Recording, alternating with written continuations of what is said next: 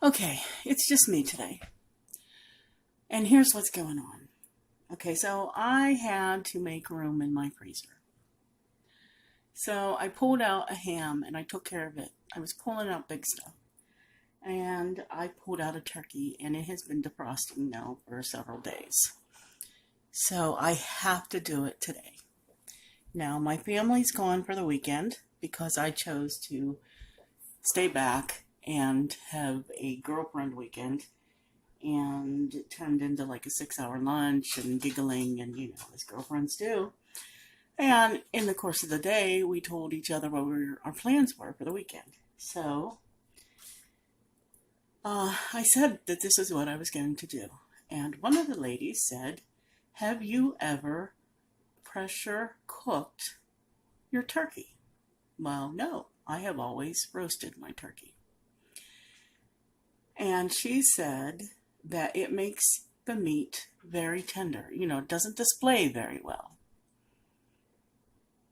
But since my family is not going to be here, the only one that's going to pick at it is going to be me, and I'm going to can the rest of it. So I am using my pressure cooker as a pressure canner.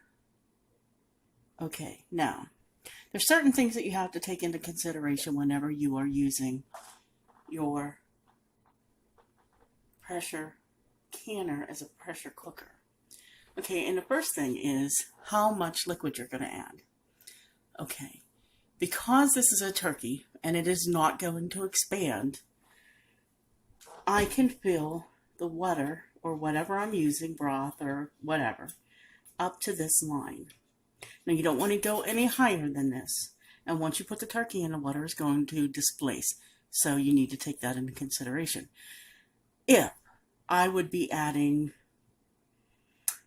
dry beans or peas, things of that nature, things that are going to foam and expand, you never want to fill your water any higher than this halfway line, because there is a chance that they can block the vent. And you never want that to happen because you're just going to cause yourself a lot of headache. Okay, so whenever you're using it as a canner, you want to fill it up to this line here. And the black ring around here is caused by the vinegar and the hard water.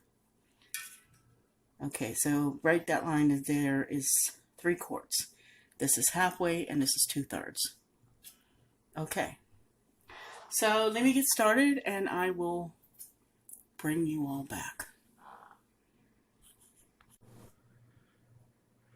Okay, in doing some of the research, checking out the different websites, watching videos on YouTube, there is contradictory information on how long to cook your turkey.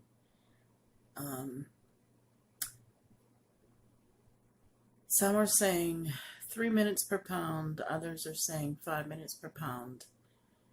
Because I am going to can this, I'm going with 3 minutes per pound. And I have a 15-pound turkey, and that is 45 minutes. Okay, I started putting some seasoning and spices in here. The cavity is filled with onions and garlic. This is my own blend of Italian seasoning. I don't put sage in here because sage, when you can it, has a tendency to go bitter along with thyme. I still got. Okay, and one thing that I do is when I'm cutting up stuff for vegetable soup and whatever, I save all the pieces. So this is celery and kale and onions. There's a couple of peppers in there. And this just, not only does it flavor it, but it dyes, oh, there's broccoli in there too. It dyes the broth.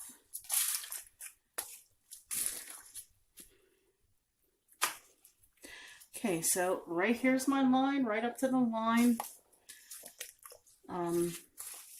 This all will cook down, and then I will strain it out and see what we got.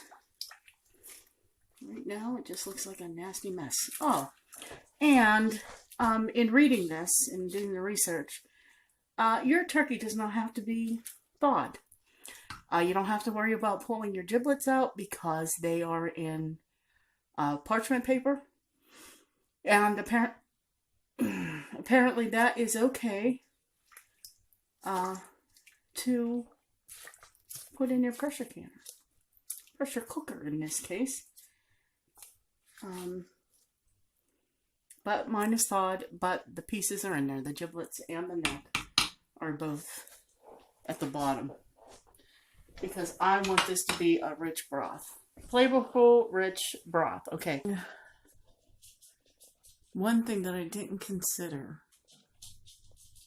was that the turkey would be making its own broth. And I filled that up to that 2/3 line. I might have a problem on my hands. Okay, so I let it vent for 10 minutes. Put the weight on it. That's a 15-pound weight. I am waiting for it to come up to pressure, and the lid lock did not come up yet. And it sure is steaming. But, again, this is probably the most I have ever had in this canner. I am more than a little stressed. This is all a learning curve for me because I've never done this. I hope I'm doing this right. I think I'm doing this right. I just hope I didn't fill it up too high. Well, I will bring it back when it's done or on the ceiling. All right. See you in a bit. Okay. I got too tired to do this last night. It processed for 45 minutes. When it was done processing, I just cut everything off. And just let it set.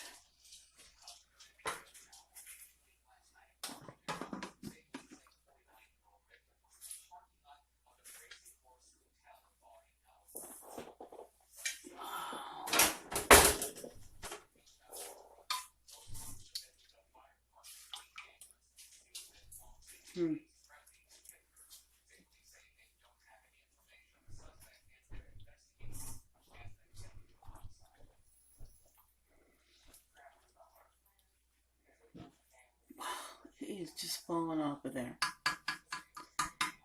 Alright.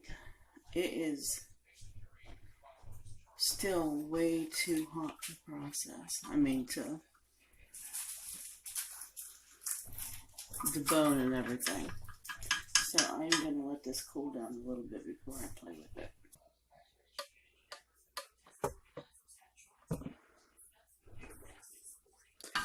I know that don't look pretty, but it smells wonderful. And it's just falling, look, it's just falling off the bone. Okay.